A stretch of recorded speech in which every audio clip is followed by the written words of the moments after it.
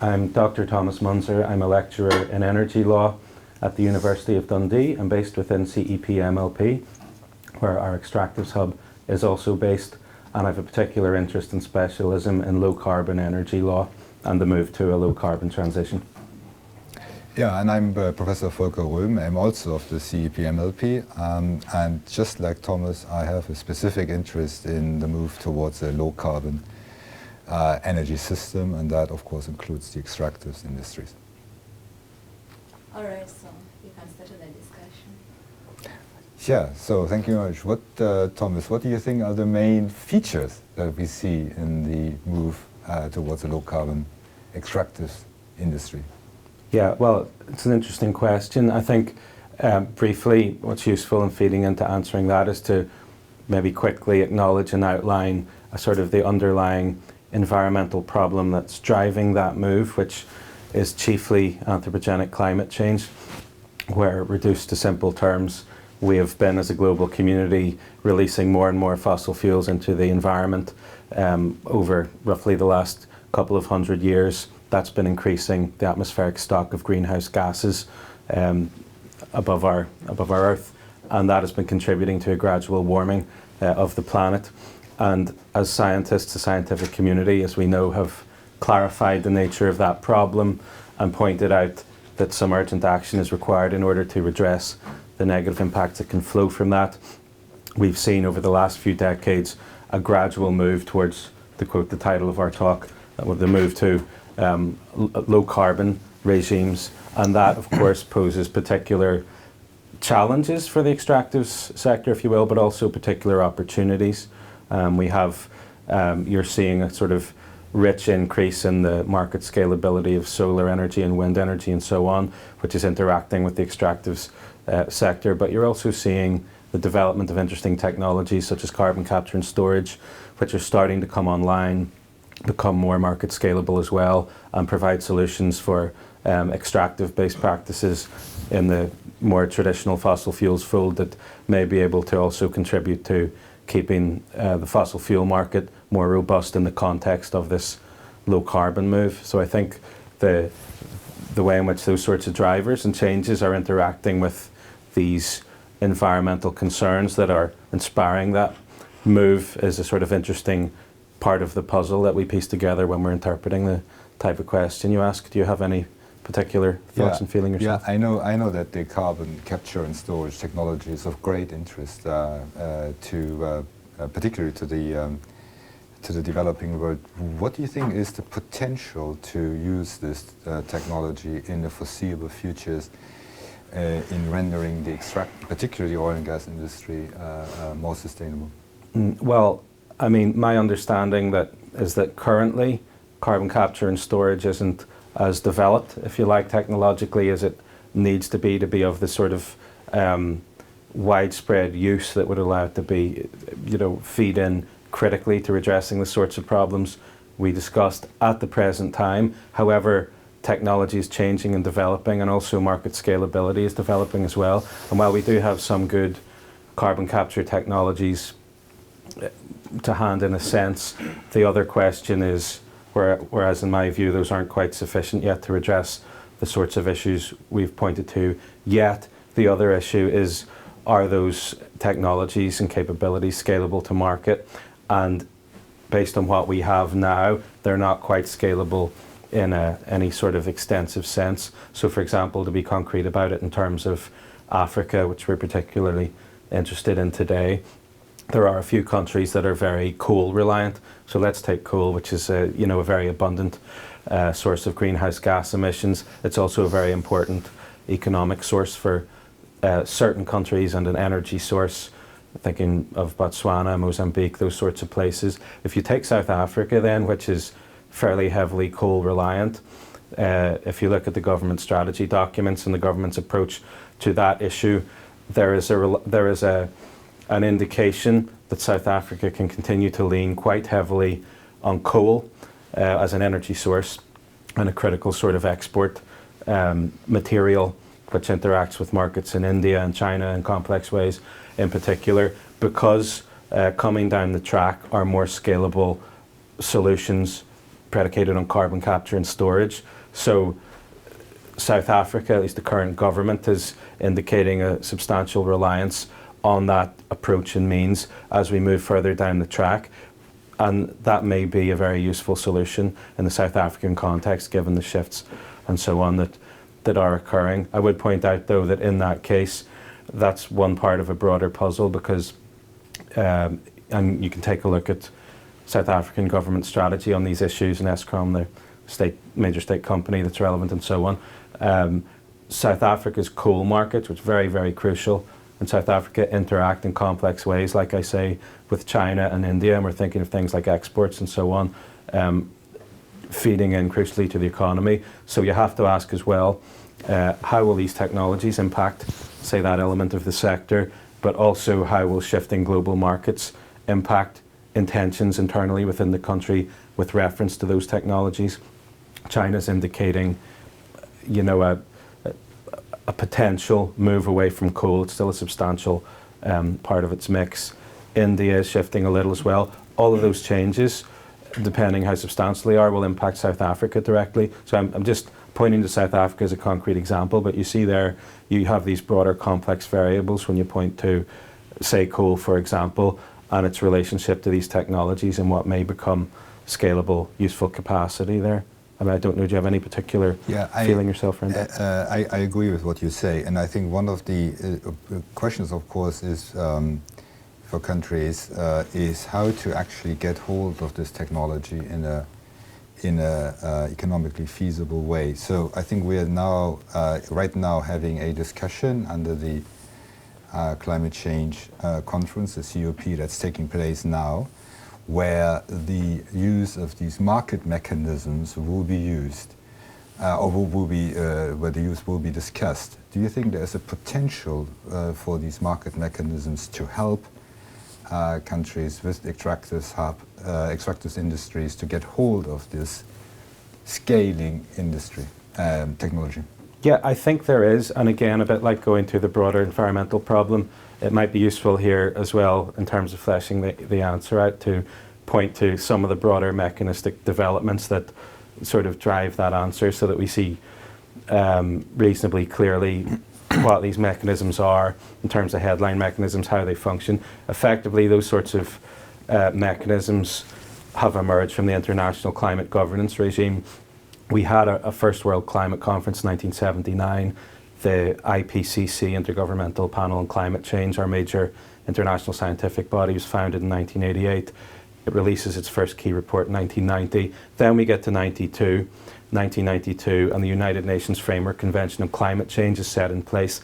And that's fundamentally the origin of the sorts of mechanisms that you're pointing to, and that are very, very key in dealing with sort of micro issues like contributing to carbon capture and storage development, renewables development in Africa, and so forth. In effect, the 1992 convention establishes an international framework.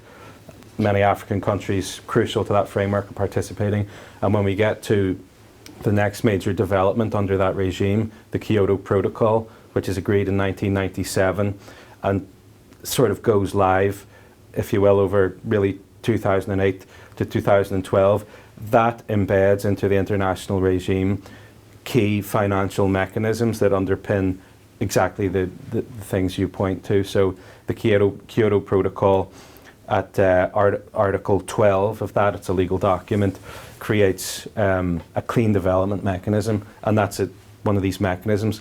The clean development mechanism is precisely the type of mechanism you're talking about, permits developed countries, including ours, we're speaking from the UK today, of course, to gain carbon credits in effectively an international carbon market, if you will, putting it simplistically, by supporting renewables projects, carbon capture and storage development in developing countries. So whether it be Africa or, you know, plenty of Latin American countries are extensively involved in this, and it opens that mechanism for the UK, for example, to achieve reductions credits, so it's trying to reduce emissions under that international schematic by supporting precisely those projects. So the more that the extractive sector can be cognizant of those sorts of developing international mechanisms, the more it can lean into that regime, participate in it, think about it, assess it, be aware of it, the more opportunity there is to capture market options to stream finance and support into that sector via that mechanism. There are a couple of other mechanisms as well: international emissions trading, Article 17 of the Kyoto Protocol, and another at Article 6 called joint implementation. That's a little more specific to developed nations, but that schematic could be absolutely crucial to the sorts of developments you point to. Yeah, I agree. I think the critical, as you mentioned, the critical point of this mechanism, the clean development mechanism, will be to unleash private investment, really, and make it available to countries that want to work with carbon capture technology upstream. And so we should pay very close attention to what is now being decided in Madrid at the COP. But since we are discussing technologies, we all know that methane is one of the most powerful climate agents, and there's a lot of leakage of those when we look at the entire value chain of oil and gas. Do you think there are technological solutions to this issue as well? To the specific problem of methane? Yes. Well, I mean, it's a tough question in a sense. I just giving my personal feeling, I think there's a tendency for there to be quite a bit of misinformation around methane in public and critical discourse. It's a type of greenhouse gas. It contributes to global warming, just like carbon dioxide. It's much more potent than carbon dioxide, and scientists have pointed out and emphasized that methane, while it's more potent, so we should be very, very concerned about it, and it's sourced from the extractive sector and the agricultural sector, and it comes from many different angles. While we should be concerned about this additional potency, it hangs around in the atmosphere for a shorter time than carbon dioxide, and I think they peg it to about 100 years before it starts to deplete. And because the scientific community have emphasized that point correctly, when it comes to dealing with methane, there's a notion that we don't need to worry about it too much because it only hangs around for a short period of time. And to give a concrete example in terms of law, this isn't actually an African example, but it's probably the most topical example at the moment, perhaps. In New Zealand, they've just passed a very sophisticated Climate Change Act, which creates a greenhouse gas emissions reduction target that's going to have a profound impact on the energy sector and so on right across society there. But they've split off the target. They've said we have one sort of we have a net zero target for 2050 for greenhouse gases, except for methane, where we can be more liberal and relaxed, and they have a much more relaxed methane target. They separate it out. Part of the argument for doing that was very legitimate. It's just very hard to govern methane, so it points to some problems. It's particularly difficult to govern, I think.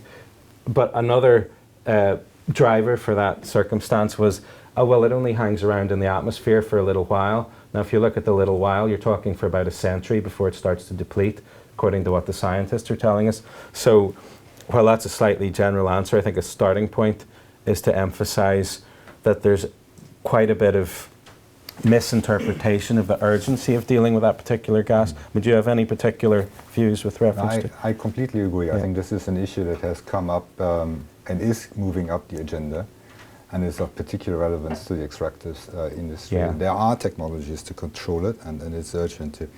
But I wanted to come back to a point you mentioned earlier, the particular problem I think that's been looked at with regard to coal now as one of the dirtiest fuels. And that changes the perception of natural gas, doesn't it? I mean, natural gas as a much cleaner fuel becomes all of a sudden a decarbonization mechanism by moving up the percentage of gas. What do you think about that? Yeah, I mean, that's a great point. I focus some of my time and attention, my working life, on renewables.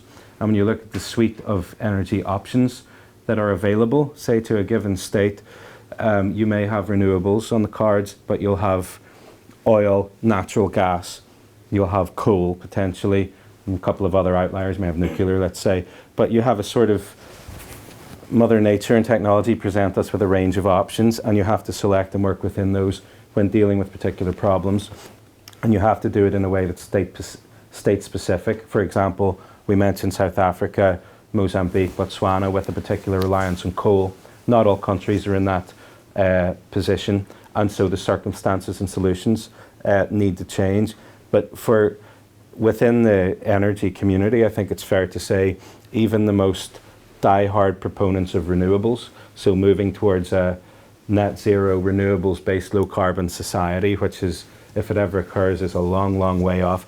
Even the most die-hard proponents recognize that natural gas and oil and these are the most die-hard proponents, are essential bridging technologies for a long time to come before one got to that sort of renewables utopia. That's arguably a bit of a fantasy anyway, but even in the most extreme cases where parties are leaning the other way, those energy sources are crucial, not just for energy, but as an economic driver and so forth. So yeah, I mean, they're absolutely essential.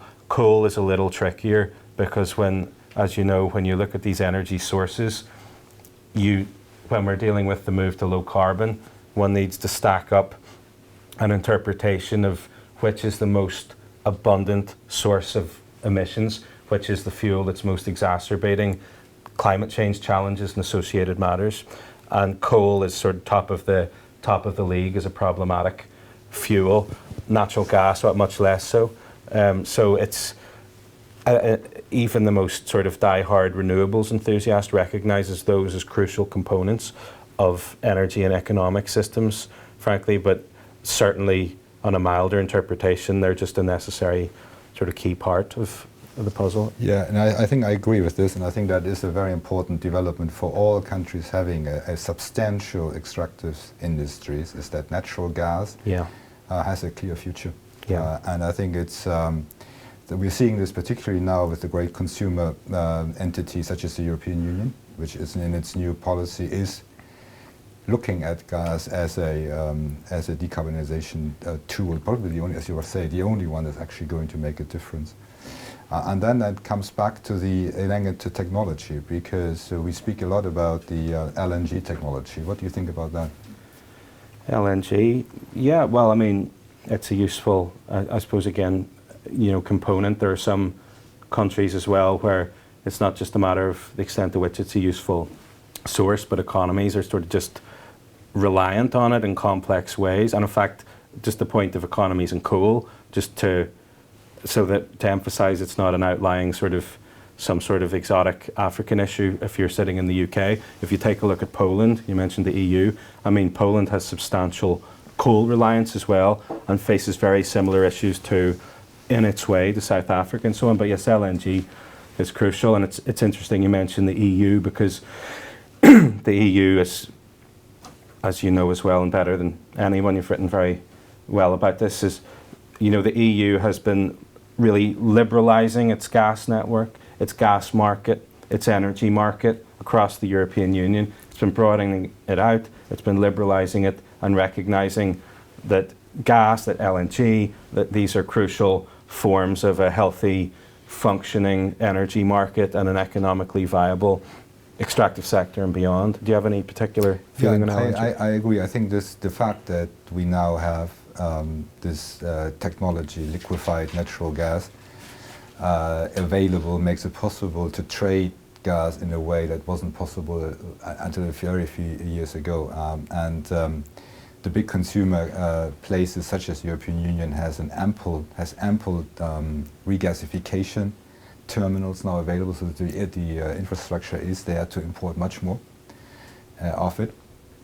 And it is particularly, as you mentioned, it is seen as a bridge fuel with a much longer future than all the other fossil fuels. Another thing that is also related to gas is, of course, this new idea of sector coupling, where you start to think about how to couple the electricity sector with natural gas, and maybe reach some of these hard to decarbonize sectors of the economy. Yeah, Yes. I mean, you've got great insight into some of those aspects, especially in the EU dimension. Do you have any particular feeling on Yeah, I think how that might develop? that is indeed, that is the, again, the future. It is the use of natural gas, as well as other, but particularly natural gas to, coupled with other sectors of the economy, to decarbonize quickly. So when you can actually split up the methane and the natural gas actually, and turn the resulting hydrogen into a fuel, that opens up completely new opportunities. If you burn hydrogen, it becomes just water, so it doesn't create any problems. That sector coupling plus power to X, these are the technologies that will enable a much faster decarbonization, and again go back to the potential for countries with extractives to be moving towards low carbon and helping moving that move, but also remain active and use their resources in a good way. And another point, of course, we have been speaking about oil and gas now, but what about the move to low carbon in particular in the minerals sector? What do you think about that? Yes, well, I think it's a gradual shift that, again, some of the broad drivers we discussed will kind of continue to stimulate as things change and the market moves. And I mean, do you have any particular views, especially with reference to what you were saying? Yeah, I think the minerals industry is heavily carbon producing, as we know, and one of the most interesting developments is that the use of many more, electrification of the production of minerals, and therefore the chance to use renewables and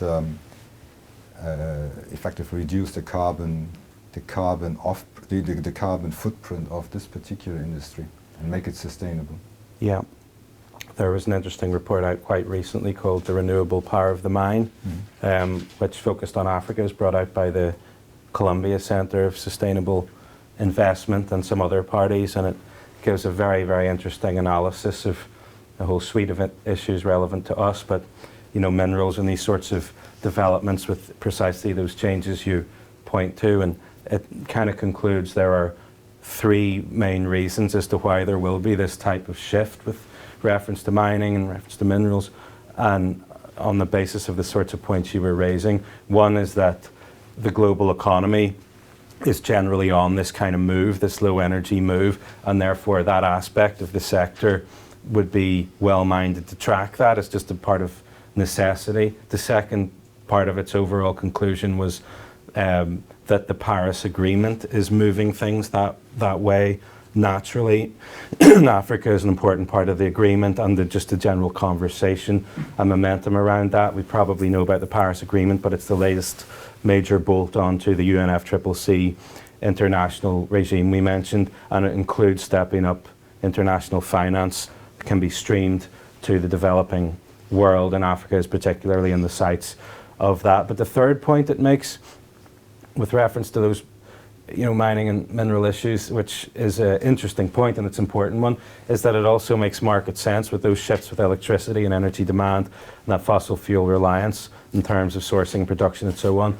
It makes market sense to have an eye on solar energy, to have an eye on wind energy, because the market there is becoming favourable. And it also points out that battery storage has become scalable as well with reference to solar and wind, and so that therefore in that sector there are key market drivers that are relevant and helpful, especially when you're critiquing things along the line of those changes that you mentioned, electrification, things like that. So, so that report, I think, sort of emphasizes the points that you were making. Yeah, and I think to follow up on this, I think it's very important to realize that income from the oil and gas sector can be used as collateral to ensure that you get the best possible conditions of investment in those new technologies. Yeah. So the two processes work, if ideally managed, hand in hand, and enable countries to make a smoother transition than it otherwise would be the case. Yes. So we probably shouldn't think of this so much as a contradiction, but more as a complementary development. Yes. Do you know, that might be a nice time to take a pause, if we may invite some questions, if that I think that's sounds great. good. Any questions? Yeah, questions from Rebecca? There are some new discoveries and new tendencies between non-OPEC countries, non-OPEC producers. The new tendencies is to the new discoveries of giant oil fields in offshore. And you know that the big oil will change with these discoveries. And because of the oil is too much energy intensive, it is more desirable than renewables for them. What's your idea about the future of renewables? Is it to be a real substitution for, to be realistic, for oil and gas or not? Yeah. So you have to repeat the question for the people online to hear. Okay.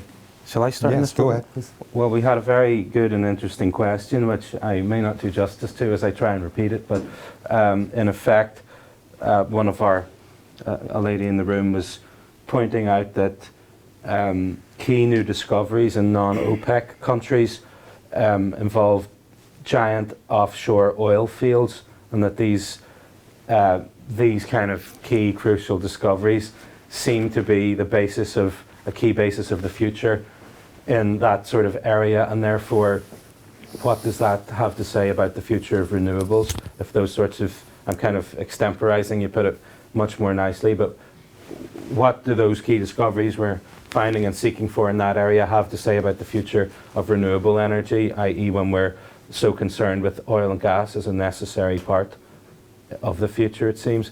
Well, I mean, I think in answer to that, very good question, which was put more eloquently by you. Yeah, I mean, there's no denying that oil and gas is certainly part of the future, but with reference to that, when you ask what the future of renewables is, you can start by looking at the present, and there are many examples in Africa of substantial renewables development that are, if you're interested in seeing the development of renewables because it's a useful environmental development and because there are some market reasons for it being of use as well, that are very encouraging. So is it the Great Renaissance Dam in Ethiopia? In fact, if you just take hydro generally, if you look at the Nile, there's wonderful hydro potential for hydro development there, and that is ongoing, and you see that in Ethiopia at the moment. There are also, and in fact, Democratic Republic of Congo, DRC, wonderful hydro potential. Down the south of Africa, the Zambezi, wonderful hydro potential that would be the envy of many countries across the world. Now, if those potentials can be developed, as is happening with the Great Renaissance Dam, say in Ethiopia, notwithstanding some tensions between Ethiopia and Egypt, well, that's a present development that's very encouraging. If you look at Scaling Solar, which is an interesting project, it's the name of the project, Scaling Solar, established by the World Bank quite recently. What it does is it targets African countries that can, it's thought, benefit from a substantial rollout of solar energy. So places like Mozambique and so on are benefiting from that right now as it develops. It streams finance in there. It also streams technological support in there to help, and it has a sort of ethical mission tacked on to the economic aspect of it and the environmental aspect. So Scaling Solar, very encouraging, going on right now. There's that, I mean, there's that famous wind farm in Kenya. I'm sorry, the name escapes me, but it's 365 wind turbines. I think it was set up in 2017. That is a sort of envy of the world in terms of wind energy. And if you look at that wind farm, it's set up between two mountains. So it's very beautiful creativity and intelligence, so that the wind is kind of funneled through the mountains, and you get this wonderful, productive wind force of that wind farm. So there are, if you look, I think, with reference to the future, take a look at right now, you can see there are wonderful opportunities. There are great things happening in renewables, in the renewable sphere in Africa. I mentioned South Africa and the coal problems there. It also happens to be, it's occurring maybe slightly slowly, slightly sluggishly, but in a way, fair play to the country as well. It is pioneering wind energy rollout. If you look at what it's doing, it's really pressing wind, it's strategizing there. Well, that's encouraging. So there's no question, I think, that renewables will continue to be an important part of the future for the encouraging reasons we see, for market reasons, for financial reasons in terms of international finance, the clean development mechanism. If you look at the granular detail of the Paris Agreement, which Africa was crucial in negotiating, has been key. You see that financial capacities are expanded internationally to create opportunities to stream more finance into the country. So, you know, for those sorts of reasons, I think the future of renewables is relatively bright, and probably, at least I would encourage us not to view it as in any way sort of renewables versus oil or natural gas or something like that. That's not the, I don't think that's a useful paradigm. It's renewables, how can we develop it and benefit while recognizing those sorts of discoveries that are very, very important and crucial, are key. And just one final point, which I think is very important, it's a broad point. The international regime that's partly driving some of these changes. So that report I mentioned earlier, it discusses, it's talking about granular mining and mineral issues, but it also, one of its major conclusions relate to the Paris Agreement, which is not a far-flung international thing. When you look at those agreements for driving these transitions, you see front and center the principle of common but differentiated responsibilities. And what that principle, legal principle, establishes is that we have a common responsibility to move towards low carbon energies, but the burden, the responsibility is differentiated. So the burden primarily rests on people like us or places like this, the developed world, and countries that have slightly more robust economies and that are also historically responsible for the lion's share of the emissions. So a sport has to be led, in effect, from the developed world. And if Africa and other parts of the world can usefully find and exploit oil fields and so on, because it's a necessity, well, it's a necessity. So under that principle, those things have to be supported. So it's a complex mix of solutions, but certainly I think the future's bright for renewables. I'm sorry it was quite a long answer, but it was a very rich question. It was, yeah. And if I can say only two short points here. I think that there is no peak oil is a predictable surprise. It was always clear there wouldn't be. And these further discoveries are just testimony to it. But in fact, the Earth's crust is full of oil and gas all over the place. So the question is just really of the price. But overall, as the commodity super cycle comes to an end, at least in China, I think the price overall is probably not going to stay or go up as we always thought. And the other point that's the other economics point about renewables, of course, is that the price of that technology is coming down rather quickly, much more quickly than most economists predicted. It's an economic law, of course, that that maturing technologies decrease in price, but it's surprising how fast this goes. So it's and that combined with the electrification of many sectors mean that there is a demand. Okay, there's a question here, like what challenges do you envisage in shifting to a low carbon economy for developing countries? Yeah, so what challenges in shifting to a low carbon economy for developing countries? I think the challenge, really, the key challenge is to make use of the technologies that are available to bring about a smooth change. I think the challenge, therefore, is to be aware of those technologies and the means, as we discussed, to have access to them. So, in fact, many important technologies are being developed, such as carbon capture and storage, such as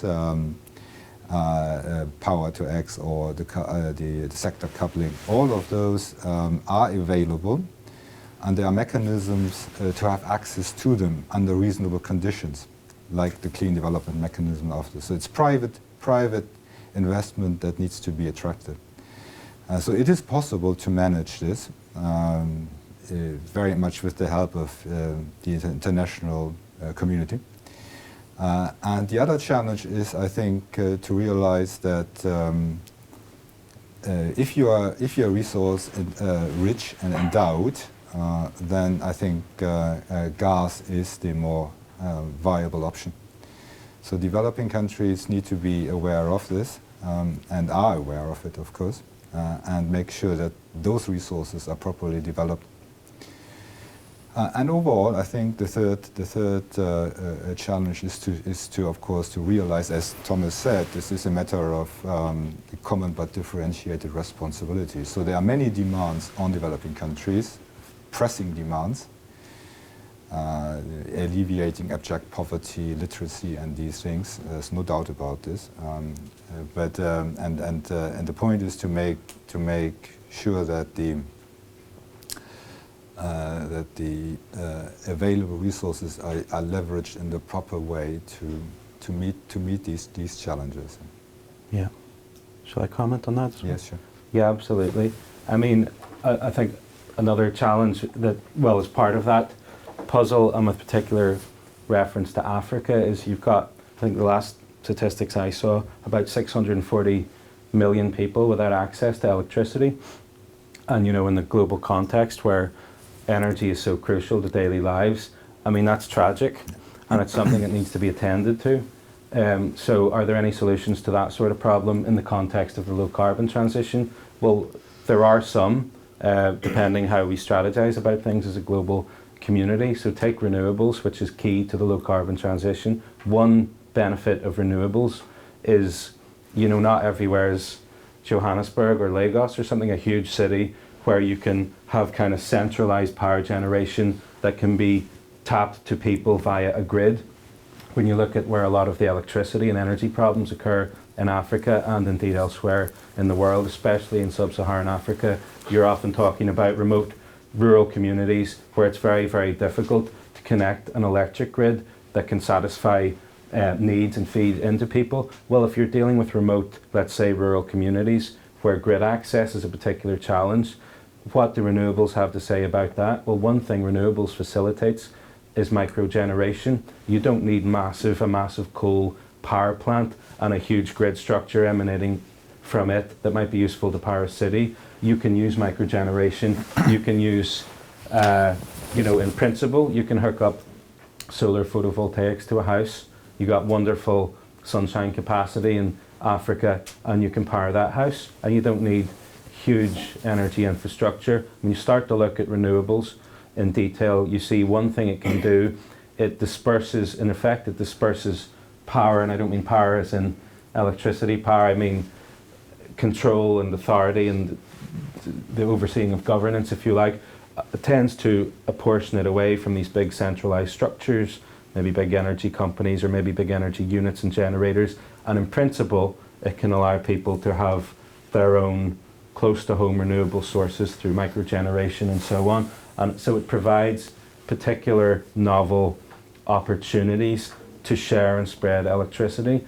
Renewables are one part of the low carbon transition, and they provide, in principle, solutions like that. And the extent to which we want to realise those in practice is up to us. And I suppose that includes all of us, and including with reference to Africa, because a lot of EU money will be streamed through the Clean Development Mechanism and so on to projects around the world, including in Africa. You've got a huge problem there with electricity access. Absolutely. In my view, it's a violation of a human right. I think we should all, just through natural circumstances, maybe not the action of a particular person or even government, but, you know, in a way, it's a violation of a human right to not enjoy adequate access to energy. The low carbon transition, in my view anyway, should be structured in a way that allows its tools and opportunities to be used to improve living conditions for people. So that's an important aspect as well, in my view. Yeah, I think it becomes a tool for development if deployed correctly. Yeah. Any questions, yes, Nelson? Yeah, I'm just wondering what the role of big oil is in all of this. A recent study found that about 2/3 of global pollution is from energy companies. The vast majority of these companies are oil companies. So what do we do to incentivize them to, in this transition to a low carbon economy? Should we insist on more market-based mechanisms, or should we go for more regulation? Because to me, big oil is not doing enough. They should be able to invest in the technology to handle carbon that flows from emission, oil production and all of those. But I don't see that happening. So what about big oil? Yeah, that's the student is asking about the role of big oil in the carbon transition, and that's an excellent question. It really is because as you mentioned, those are very, very big players, and their contribution, the entire transition really depends to a large extent on private investment. And much of this private investment has to come, not least from a reinvented oil and gas sector. Now, how to do this? I think then, this is the million-dollar question: how to change behavior. I think there is not a single silver bullet to this. I think there are several aspects. Certainly regulation is an essential part, and as we have come back many times now, that has to be done at the international level. The carbon signal that goes from the UNFCCC via Kyoto and now the Paris Agreement is critical, and the point is the signal. The signal, the direction of travel. It's more important than the actual individual rules. It is about the direction of travel the international community is showing as a matter of irreversible decision making. That's the key thing. And that message is filtering down to those players. So this is absolutely indispensable. We cannot do a transition without international regulation. And that needs to be collective, so all the states in the world must be participating. And the beauty of this is a learning experience. Kyoto was very much top-down, and in fact, just European states saying, look, we want to, in the end, only European states really, we want to reduce our emissions. But that doesn't make sense. You need to have the entire community. Otherwise, you have these leakage effects where you then, it's partially very cynical. Paris takes this approach. It is universal. It really brings in everybody, but it's not top-down, it's bottom-up. So each one of those countries says what they can do. And then at some point, we need to have a collective stock-taking whether the progress is enough. It probably isn't at this point, but that's a work in progress. The thing is, Paris does give you this. It does give you the buy-in of everyone, and that sends that signal that the big players will respond to. The second point is that they will react to an economic signal that is effectively independent of the regulatory one, that is the markets playing out. And it is important to realize that that peak oil associated with the idea of ever increasing prices is a myth. There is no peak oil. There's never been peak oil. There's always been enough oil around. So that means that the price and supply, demand and supply, and therefore the price long term will remain, lower than we thought for a long time. And the third point is, of course, is what's called stranded asset, and that's an very interesting question, because at what point, at some point, consumer preferences may shift very quickly in the world economy, and if they shift quickly, you sit on these stranded assets. I talk to some colleagues of mine who work in the oil and gas sector, and the interesting thing is where you see a certain, the investment is still heavily, no doubt, in the traditional core business, and that's probably absolutely rational. But you see them making a larger proportion of the investment available for these future technologies. So they are trying to reinvent them in part. And that's evidence. We have a research project with our colleague here about quantifying that change, and you can actually from the reports that that companies are doing. You will also see differences in between particularly American companies and European ones. It's not uniform. So the answer to your very good question is multifaceted. Several instruments will play a role, and you cannot do one without the other. They need to work together.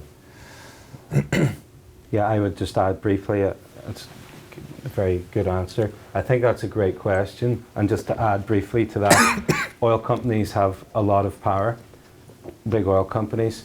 It's often concentrated in private hands, and with a lot of power in this area comes a lot of responsibility, because that's a serious responsibility if you hold a lot of power in that area, environmentally, economically, and so on. Personally, I think, in direct answer, market-based action and regulation will both be key components in improving things, if I can put it like that, in going forward.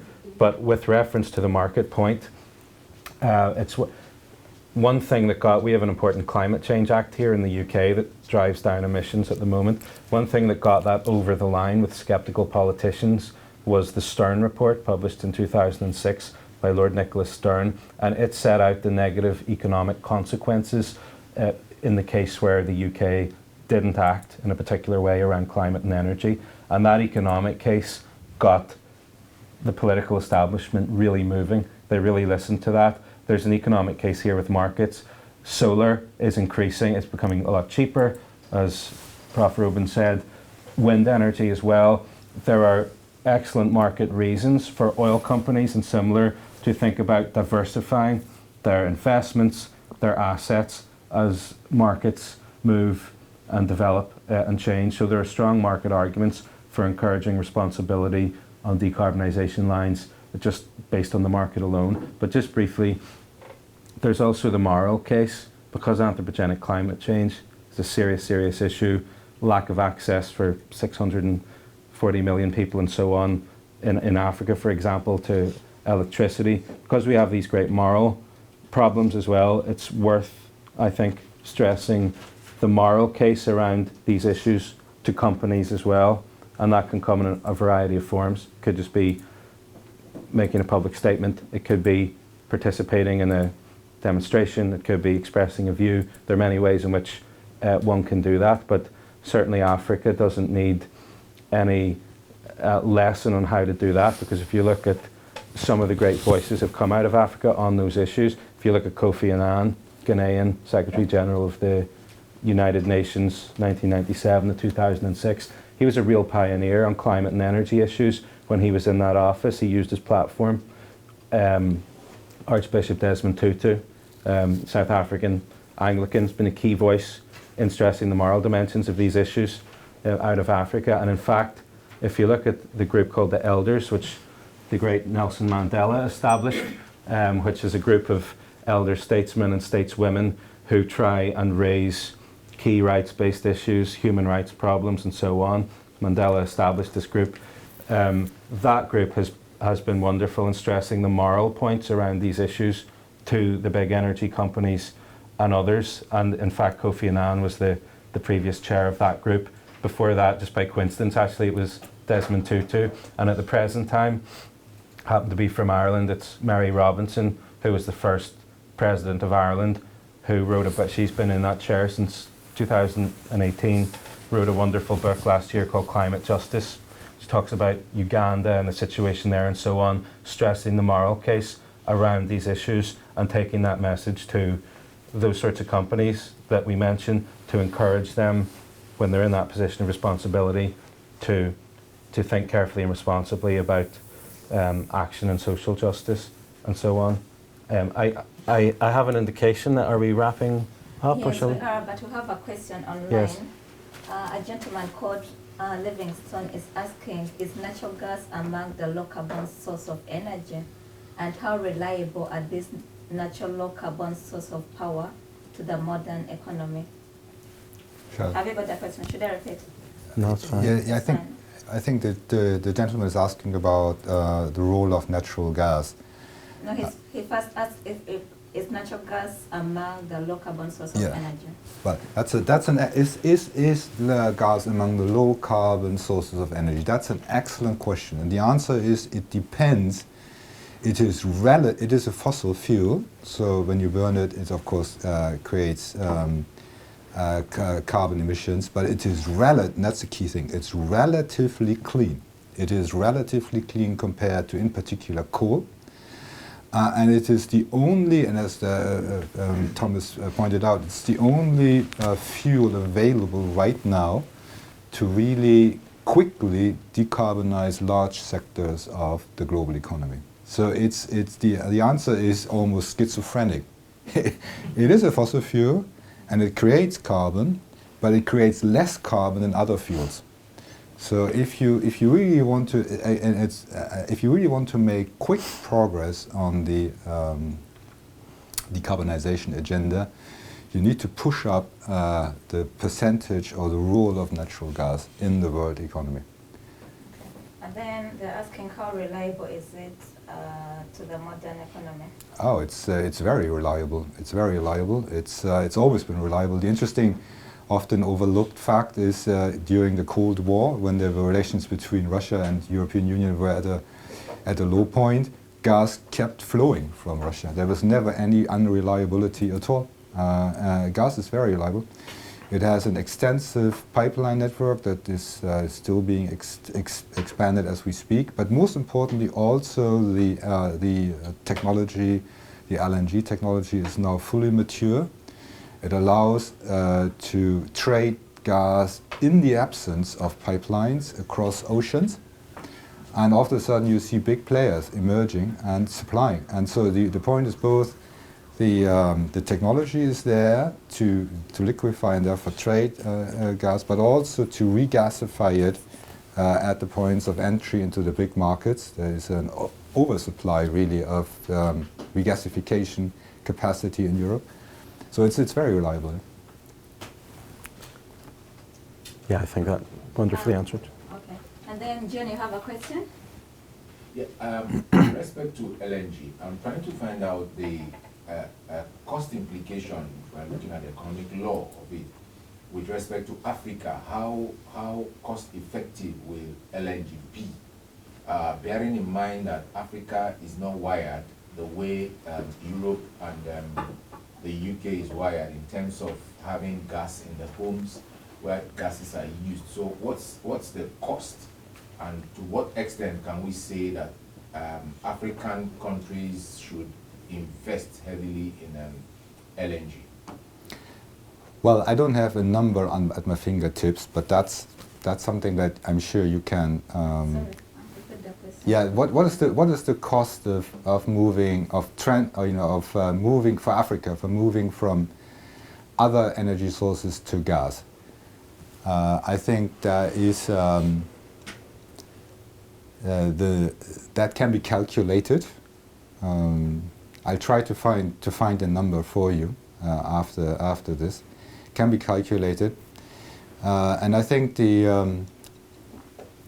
but the answer is in addition to electrification, it will also solve some of the supply issues in Africa, no doubt. And if you look at there's a very interesting other development. You have possibly followed this. This is the development of a genuine trade area or agreement for Africa, which is one of the most exciting developments you can have. It has the potential to transform the trade scenario in Africa. And if you factor this in, if you ask why is gas in Europe relatively economic, it is one of the reasons, the key reason is that you don't just look at the UK or France or Germany, but these markets are truly integrated. That allows that kind of penetration of gas and as well as electricity. So there's two parts to your answer. I think there's an economic case, but there's importantly also this trade area that is being developed, that is now for the first time a real opportunity for Africa. If you can make that work for the gas market, and there is precedent in Europe, it can be done, you know, the proper rules, all that, best practices all there, how to make it happen across boundaries, then I think the cost will come down substantially. Yeah, and just briefly as well, just right, and it's interesting in terms of the electricity network on that point, it's interesting that, as you know well, John, there are some places that are predisposed to large-scale grid connection, like Johannesburg and things, and then you've other parts of Africa where connection and transmission and so on is, you know, facing profound challenges. So hopefully we can develop and improve and step up and reduce those challenges, but it may be as well, you know, you may find opportunities where LNG feeds in more usefully given the more overt development of the electricity grid and so on in certain places, and find more profound problems in other places. So, you know, I suppose there may be a patchwork quilt of ways in which LNG feeds in across Africa at the present time, but hopefully gives cause for optimism and improvement as we go forward. Okay. Any more questions in-house? I see someone here typing a question, but we have to conclude. Suzanne, and then the lady. Okay, just a brief one. When we look at the Paris Agreement and all these other international instruments and how they impose all these obligations on countries, we have talked more about Africa, and we know we are not doing so well because of our economic situation. However, are there any countries in the developed world you would say are doing well when it comes to implementing or domestication of the international instruments? Clean energy, climate change. Over to me. That's a great question. Given the Paris Agreement and its obligations, are there any particular third world countries that are doing particularly well in implementing requirements and mechanisms around that? Is that a... And first world countries. And first world countries? Okay. First world countries. Well, I mean, with particular reference to the developing world, I think, personally, I think it's not necessarily an issue where you can point to a country and say Mozambique is doing very well here, Botswana isn't, or something like that, and the UK isn't, and France is, because first off, under Paris, you've got a crucial division where, under the burden sharing approach, developed countries are obligated to lead on certain issues when it comes to actively decarbonising rapidly, streaming finance and so on, and the developing world is in a slightly more reactive role, where it's in a position where it needs to be forward thinking and so forth, but part of its role will be receiving support, receiving finance, and if you look at what Paris does, it really steps up, in principle, support for developing countries, rather than sort of say the international regime needs to be tougher in developing countries or so on. So it's framed in a relatively supportive way, with the understanding being that for various reasons, developing world needs to lead. I think there are some countries in the developing world, maybe rather than point out ones that are perhaps doing a bad job, it might be more useful to point out ones that are maybe doing probably a clearly positive job. South Africa made some efforts to participate in emissions trading that were quite impressive. International emissions trading is complex, be a little intimidating. You can get locked into various arrangements, or it can seem like that. South Africa did quite well, I think, to move on that.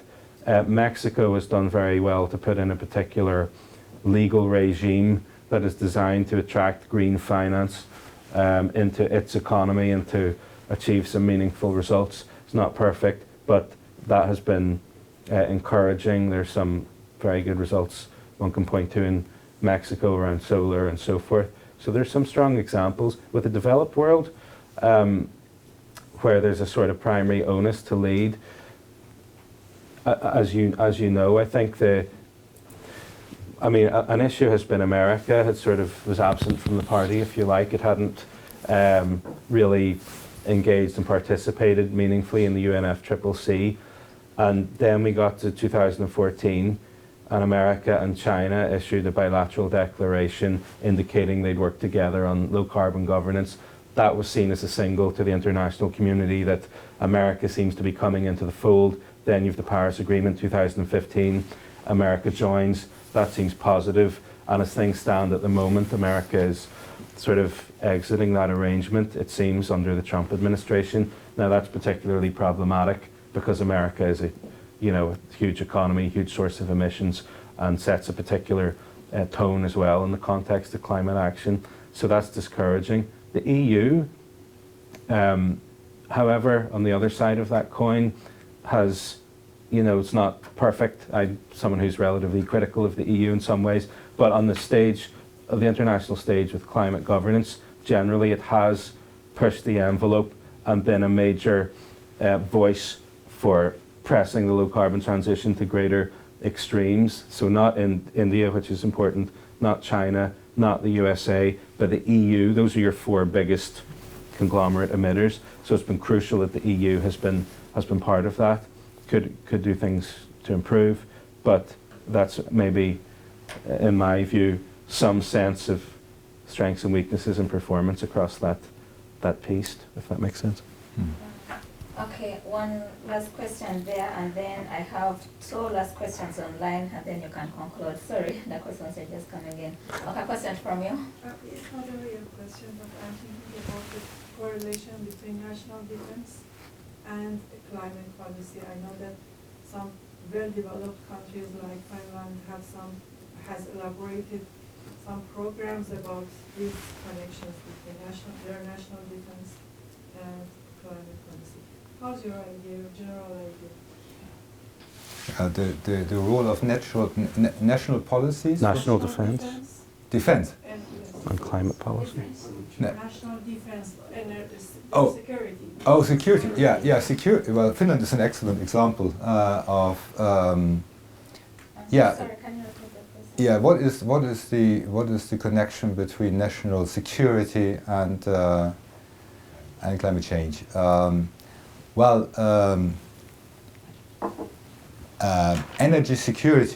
Energy security, or the dependence on imports is an issue for national security. And Finland knows this better than anybody else. Yeah? If you ask me, one of the reasons that one of the strongest drivers, for instance, of the Chinese policy towards less or towards decarbonization is a matter of national security, because in order to reduce the dependence on imports. Yeah? So yeah, there is a connection. There's a connection, but it's more pronounced in the case of some than in others. There's also, you phrase this as an issue of solidarity. For Poland, for instance, it becomes an issue of national security, that you lose the transit fees of gas if it goes somewhere else. So it's a mixed picture. But clearly, yeah, energy has always had an issue, a close connection to national security, very, very close. Yeah. And you look at the Iraq wars and all that. Okay, we have a question here from someone who's from Uganda. She's called Edith, and she's asking, what advice would you offer to an African country like Uganda that is moving to production of oil and gas in respect to practical exploitation of natural gas as a move to reduce reliance on traditional energy such as charcoal? Yeah, I think that's that. Could you please, yes? Yeah, what advice to give to a country such as Uganda who wants to move away from coal towards gas, yeah, and the development of such resources? Yes, that is the answer. That is the answer to a large extent. And as Thomas pointed out, this is a development issue. People have access, don't have access to electricity or to the grid, and therefore use very, very dirty fuels, and have to. So why wouldn't you? The answer is that is a good move. It's a very good move, and particularly if you combine it with access to those technologies that exist and that make it possible to both to produce and also to use those energy sources more cleanly. Think of CCS, think of anti-flaring technology. These are all available. This is almost plumbing. It's not difficult to do. But it does require access to investment, and of course the instruments are in place. As Thomas pointed out, the Paris Agreement is seen as an enabling tool. It is not top-down, take away your resources. It's about enabling a transition, and it makes these instruments available. So pay close attention to what's going on right now in Madrid at the COP. The point there of this is to unleash and unlock the private investment across borders. A developing country such as Uganda should be aware of it and should make use of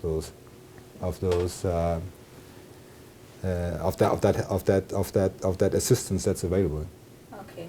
One last question to Thomas from Livingstone. Most of the low carbon source is capital intensive to develop. Is there Sorry? He's saying that most of the low carbon source is capital intensive to develop. Is there any global policy that supports small scale industries to switch to these sources of low carbon energy?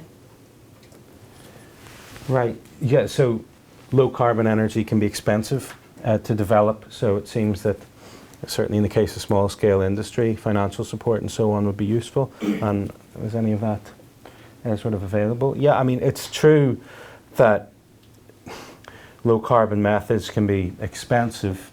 Now with renewables, which are key to this, we have seen some interesting market developments where I tend to think of it as breaking through ceilings, but when you look at, I'll explain what I mean, but when you look at the portion of solar energy that equates to electricity generation around the world, it used to be a very small, I don't know, 0.5% or something, and then it broke through a 1% ceiling, it got over 1%, then it broke through the 2% ceiling just about quite recently. Wind energy broke through a 3% ceiling, so 3% of our sort of electricity generation we're thinking of here globally. And as these ceilings increase and as technologies improve, there are market interactions which have made solar gradually more favourable as a sort of market opportunity, and wind energy as well. So the markets are evolving, technologies are evolving, and renewables are starting to come through. I mentioned hydropower in Ethiopia. I think it was something like a 4.1 billion investment for that great Renaissance hydropower dams, a lot of money. But hydropower, all in all, when you sketch out this sort of investment in terms of the long-term market over time, it's actually quite a cheap energy. Solar, as I say, wind becoming cheaper. These things aren't cheap enough yet that one can, pluck them from the sky without spending a penny. They're just not fundamentally affordable in many, if not most contexts yet. But there one needs or has an opportunity for government, say, to offer subsidies or incentives or supports. For example, we're sitting in Scotland now. In the UK, you see extensive wind energy when you leave our department and drive through the countryside or take a walk. Those wind turbines that you see, they weren't an immediately kind of wonderful kind of market opportunity to invest in. The government here structured circumstances so that the market was attractive. In other words, it offered subsidies for wind developers to attract them. So, I mean, I suppose the short answer is, while these things are expensive, the market's shifting and they're becoming a much more attractive market proposition in terms of solar, in terms of wind at least, and there are other opportunities as well. Battery storage is improving, which is key in this area. Carbon capture and storage technology is improving and developing gradually as well, which can be of use to fossil fuel governance. So the market is going in a positive direction, and you might want to take a look, if you have some spare time, at the sorts of subsidies that traditionally prop up coal, the sorts of subsidies that traditionally prop up natural gas, and so on.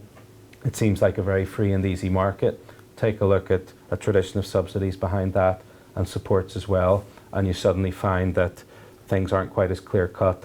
Low carbon technologies aren't necessarily as expensive as they seem. In fact, they're becoming a a useful financial alternative. The answer to the where can you get support is effectively hopefully from a forward-sided, sensible government, if it can open up market circumstances, as the UK government has had to do here, the Irish government, the EU, and on, the Mexican government, when I mentioned Mexico, and there are moves in South Africa and other places as well, but also these international mechanisms, which we shouldn't think of as esoteric technical things that don't have much meaning. We should recognise there is a clean development mechanism that is designed and entitled to stream finance into places like Africa for just these sorts of things. The last major bit of research on the CDM that I looked at, that mechanism from 2017, indicated that Africa was underrepresented in receiving funds from that mechanism. That's something we want to correct in the case of Africa.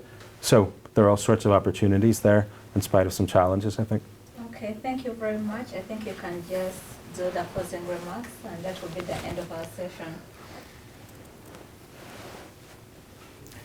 I think this was it was a very good session. I think we should have more of those webinars, and I hope we have provided some answers to very difficult questions. Yes. Yeah, thank you very much. And yeah, I hope so too. I jotted a little quote from Kofi Annan from Ghana to inspire myself in my little notebook here, so I'll just read it out. He's pointing to the seriousness of the climate change issue, which is in effect driving this low carbon transition.